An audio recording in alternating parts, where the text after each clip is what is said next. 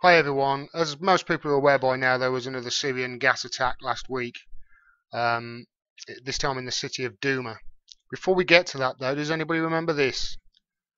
When President Obama went to Congress and asked them for permission to go to war with Syria because of a supposed chemical weapons attack that Assad had done in 2013 on his own people? Which is probably a good thing that Congress said no to him because of this. UN mission report confirms that opposition rebels use chemical weapons against civilians and government forces. This is a UN mission report from 2013. And in that report it states that the opposition rebels had the use of sarin both before and after that chemical weapons attack in 2013. So the likelihood is, or to use an expression that the UK government really like using very recently, that it's highly likely that opposition rebels actually were the perpetrators of that 2013 gas attack. So it's a good thing that Congress said no to Obama. Obama went to war with Syria anyway, armed rebels, trained them. And when I say rebels, these are jihadists. For the most part, 60% of people in this area are jihadists from these rebel forces. Al-Nusra, Al-Qaeda, sort of thing. That's who we're training and arming. Okay, and then there was last year, 2017, when there was another chemical weapons attack, and Trump fired 59 Tomahawk missiles at the Syrian airfield near Homs. A warning shot across the bows of Assad to say, you do this again, there's going to be a trouble. Again, though, there was no evidence at all at the time that we saw to say that Assad was responsible for this. And again, it made no sense for Assad to do it because he was winning the war. It made no sense for him to do it. He was winning the war. He knows that that's going to be a red line in the sand, but it happened anyway. Now, General Mattis at the time said this, and it was quite serious what he said. He said, this military action demonstrates that the United States will not passively stand by while Assad blithely ignores international law and employs chemical weapons he had declared destroyed. The Syrian regime should think long and hard before it again acts so recklessly in violation of international law against the use of chemical weapons. Okay, that's serious. That's some serious accusations there by the Secretary of Defence.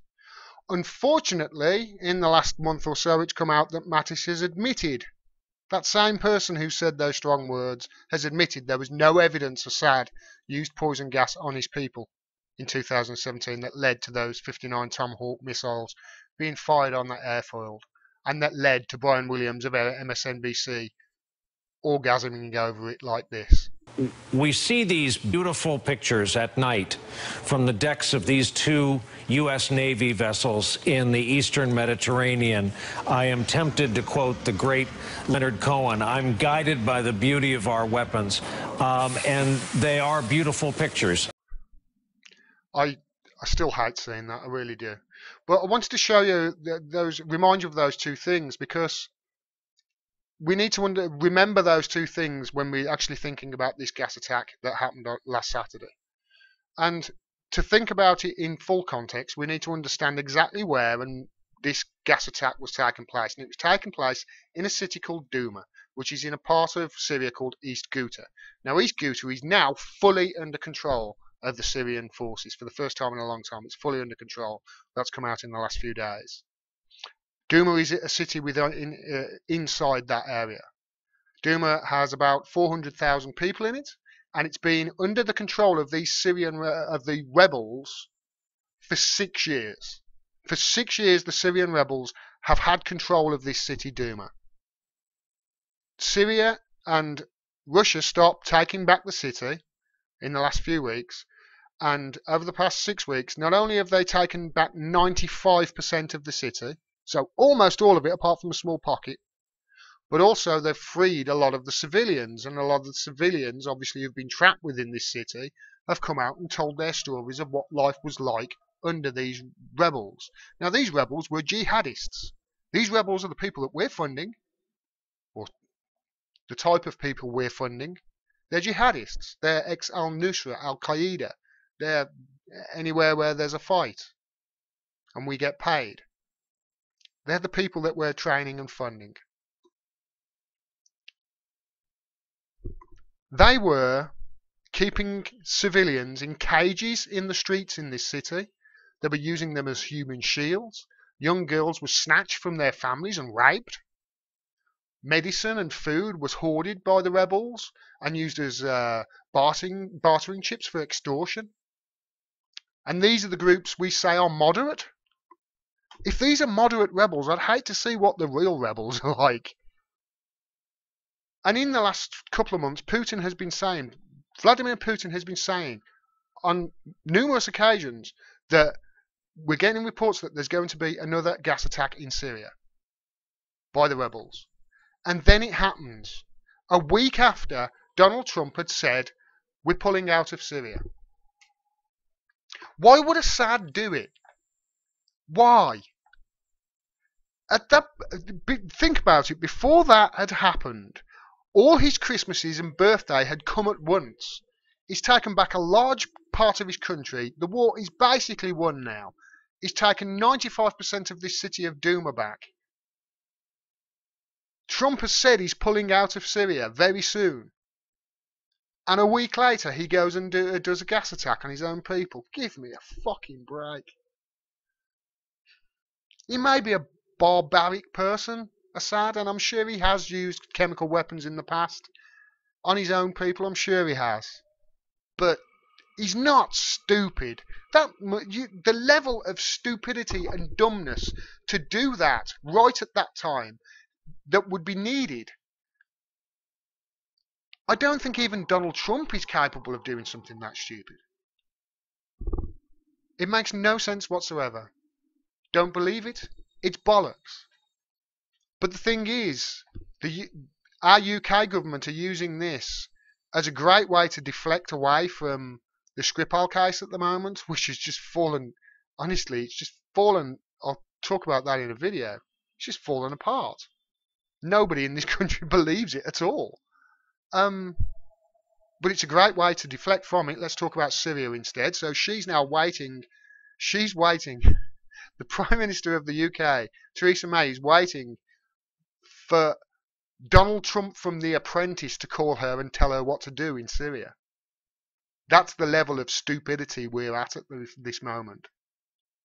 And I believe Emmanuel Macron has come out and said we've got definite evidence that it was Syria. Really? I would like to see that, Macron, because I don't think you've got it at all. I really don't. It makes no sense for Assad to do this. Now, Trump made a couple of tweets right off the bat when this happened. I'll show them here. There were also, after he watched episodes of Fox and Friends, they were talking about it. He tweeted directly as to what they were talking about with these tweets. But he has been walking them back ever since. I'll leave a selection here. He has been walking them back, and he starts to get less and less hawkish with his tweets. So I'm hoping, in fact I think, that now he's realised, hold on a minute, people aren't actually in favour of war. They don't like me doing this. Although the media might give me lots of praise, which he will get from MSNBC and CNN. I mean, they're giving him praise, but people like Tucker Carlson and Tammy Lauren are coming out and saying, no, we shouldn't go to war. What's happened? It's lunacy. So I'm hoping that Trump is going to walk it back, and I think nothing further is going to happen here, and they'll find some way of manoeuvring themselves out of it so nobody loses face. But this is so close at the moment to a World War III, and certainly it has kick-started a new Cold War, and I cannot for the life of me see why anybody would be behind that happening other than the military-industrial complex in America, because they're the people who are going to make money, and the people who are going to make money from the oil fields and profit from them. This is what it all really cares about.